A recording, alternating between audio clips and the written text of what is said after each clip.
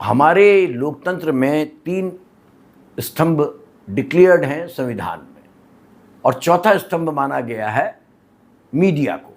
लोकतंत्र में ये जो मीडिया है, ये पूरे विश्व में जहाँ कहीं भी डेमोक्रेसी है वहाँ इसको 4th पिलर ऑफ डेमोक्रेसी कहा जाता है।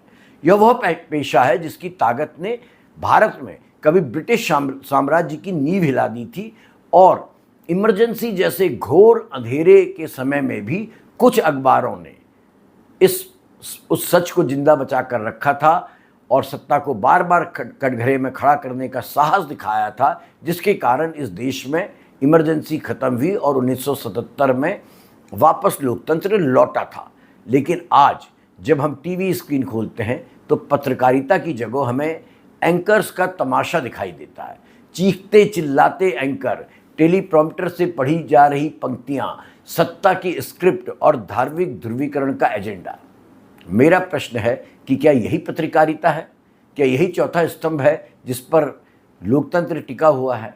तो सबसे पहले तो एंकर और पत्रकार के अंतर को हमें समझना होगा कि एंकर क्या है और पत्रकार किसको कहा जाता है।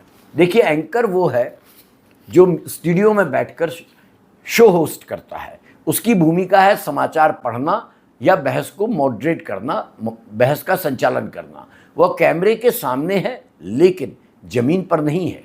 इसके विपरीत पत्रकार वो है जो सच की तलाश में निकलता है, दस्तावेज खंगालता है, गवाह ढूंढता है, जोखिम उठाता है और कभी कभी अपनी जान देकर भी सच जनता के सामने पहुंचाता है।